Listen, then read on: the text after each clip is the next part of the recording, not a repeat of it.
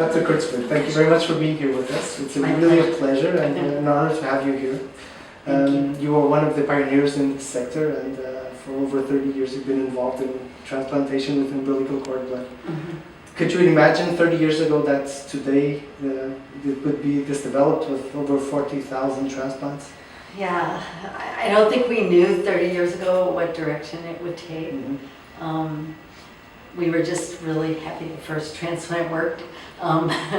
But I think the thing that's newest today is that we're not only using cord blood for hematopoietic cell transplantation, but now it's evolving into a cell therapy for regenerative medicine. Yeah, I can imagine. It was and that we had no replacement for bone marrow, now it's more than that. Right. So you are involved in these new therapies, and you continue very active. I think the most active person with probably thousands of transplants then in your center. So what do you think about these new applications in neurological diseases? I'm excited about the new applications in neurologic diseases. We're still studying it, but we have very encouraging results in children with autism and children with cerebral palsy. And I think it will go beyond that into other repair of damaged tissue in the heart and other organs. Okay. As you know, Stammlab has sent several samples to Duke for infusions, also for autism and also for cerebral palsy.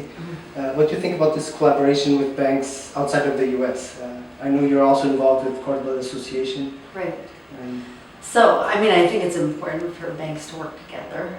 Parents bank where they choose. That's often where they live, or whatever is available to them. And if the therapy is beneficial, then people like me must work with the banks that the parents stored their baby's cord blood in. What do you think is so special about the umbilical cord cell? So, there are many applications, there's a lot of research going on, but what's so special about these cells? So many things. One, they're young, and younger is always better. So they're stronger, they have more potential to proliferate, and so if you're manufacturing, say, T-cell product from cord blood, it will be more robust than if you take it from an adult's peripheral blood. Secondly, some of the cells in the cord blood have different genetic signaling because they're younger and because they came from a developing fetus where they had the potential and the job to do more things. So for us, because we're working with the monocytes a lot, we know they're not like monocytes derived from bone marrow in your blood or my blood. We've done those studies. And the ones in the cord blood are more fetal and more like the cells that are derived from yolk sac. And they have very different genetic programming. And because of that, they can repair tissues better. And what do you think about the future? Where do you think this area of research will go? I know you're involved in many clinical trials at Duke, but you're also aware of what's going on in the world. So yeah, so I think using cell therapy for regenerative medicine is going to be the next big advance in medicine. I think we've exhausted the easy stuff to do with drugs, and cells are like intelligent drugs. They can make different decisions in a damaged area of tissue than a drug. A drug does one thing. Yes.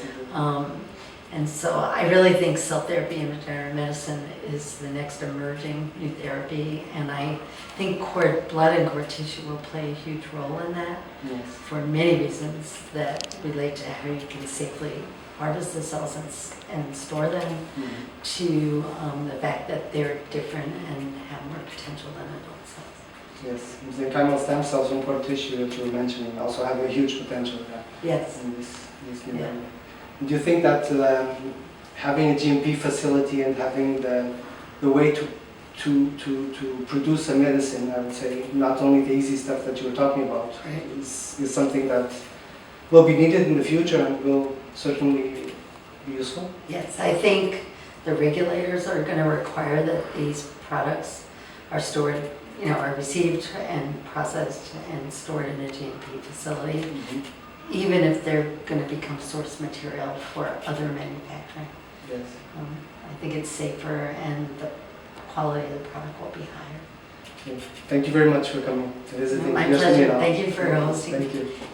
You have a beautiful setup. It's nice. Thank you. Yeah.